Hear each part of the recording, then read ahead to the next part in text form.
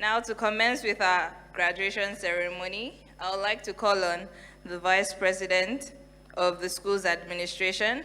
He served as the principal at Sir Arthur Lewis College and has been with this institution for a year and a half. He is also, or was also, the president of the St. Lucia Teachers Union. He is also a mediator of the St. Lucia High Court. Please welcome with me Mr. Urban Dolor.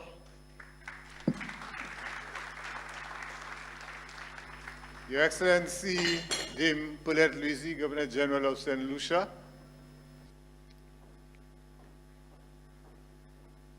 Dr. John Clue, Dean of the American International Medical University, Mr. Kenneth Moplezi, QC, who is our chief guest and our featured speaker this afternoon, Dr. Ravi Shankar, Associate Dean of Medicine, Mrs. Grisel Leon, Associate Dean of Nursing, representatives of various government departments and ministries, faculty and staff of AIMU, invited guests, ladies and gentlemen, graduates. This evening, I am pleased to advise this august audience, even if it is September, that the board of the American International Medical University has established that its major goal is to ensure that the university meets all the standards and requirements for medical schools operating in St. Lucia. Pursuant to that fundamental goal, AIMU has utilized a significant percentage of its resource, both human and financial. One, in maintaining with the Ministry of Education its permit to provide medical and pre-medical education. Two, in receiving the approval from the General Nursing Council of St. Lucia to offer the Bachelor's of Science in Nursing. I take this opportunity to publicly acknowledge the human effort of Sister Grisel Leo and her team for the energy that they expended in preparing the curriculum for that program. This evening, we must also recognize Dr. Beverly Lancico, who was responsible for planting the seeds which sprouted and eventually produced this excellent result. AIMU's resources have also been expended in enhancing the facilities and its premises. It must be advertised that during the site visit conducted earlier this year, officials from the Ministry of Education and Health remarked that they were particularly impressed with the facilities at AIMU, and they had not even seen our on-campus gym. AIMU's resources have also been utilized in recruiting a greater number of more specialized staff. The resources have also been used in gaining access to the and support of the reputed online library access medicine, in improving the number of educational programs such as the Healthcare Quality Improvement Program, which is offered by the Institute for Healthcare Improvement, in strengthening the clinical curriculum and continuing to work closely with the Ministry of Education to facilitate its graduates' licensing through ECFMG and other licensing authorities without any hurdle. The university's resources has also been utilized in recruiting a trained psychologist and counselor, who you just met a while ago, who will soon begin providing personal counseling to our students when such counseling is required to keep our students on course. AIMU's next big undertaking is to seek accreditation from CAMHP. In that regard, a team from CAMHP is expected to conduct a site visit to our campus before the end of the year. This is an opportune time to recognize the courage that the Ministry of Education, Ministry of Health, and the government of St. Lucia have displayed by insisting that all medical schools which operate in St. Lucia must be accredited by CAMHP. AIMU has embraced that stance without equivocation. One may argue that this stance was inevitable given the Medical and Dental Association has correctly insisted that all persons who wish to practice medicine or dentistry in St. Lucia must graduate from a school with CAMHP type accreditation. We at AIMU are absolutely clear on the strategic direction that AIMU has adopted, and we remain resolutely focused on staying that course. Let other medical schools navigate the Atlantic Ocean in search for jurisdictions that do not place focus on CAMHP accreditation. These schools have left and are leaving St. Lucia in order to set up shop in other Caribbean islands. AIMU will not take that easy and short-term approach. Instead, we will work expeditiously and in harmony with the Ministries of Health and Education in order to achieve CAMHP accredited status. The hope is that at AIMU's 9th convocation, this is the 8th, there will be an announcement that AIMU has established a working relationship with CAMHP, which will lead to full accreditation. One of the advantages of being alive at my age is that you can reflect and accept the wisdom of the maxims that you heard and ignored when you were less old.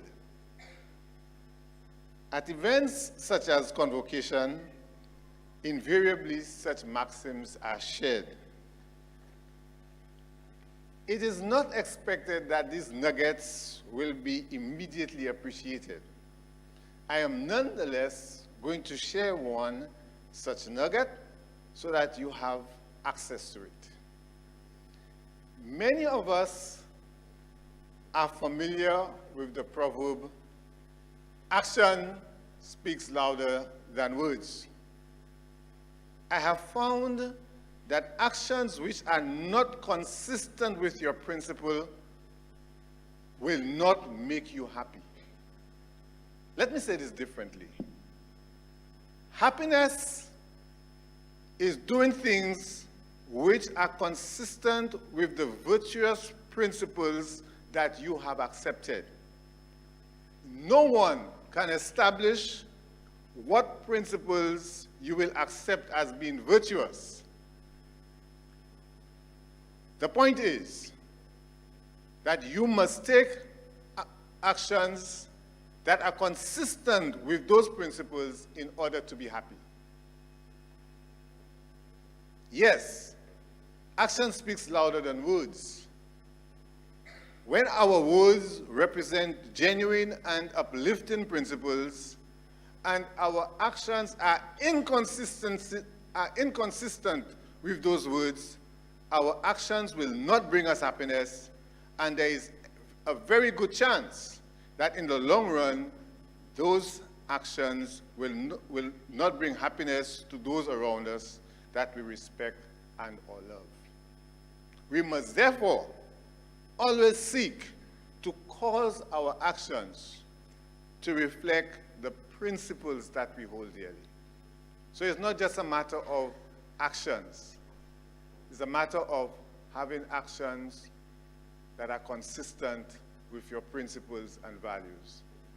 And the point I make here is that whenever your actions are consistent with your principles, you will be happy. Please do not think that it is my role at this convocation to provide the feature address. After all, to use a phrase that is ubiquitous in St. Lucia, that is not my role. Instead, that is the role that Mr. Kenneth Moplezi, QC, has that word is giving me trouble, I'll just leave it alone, agreed to play. The QC, which follows his name, tells us that he is not an ordinary lawyer.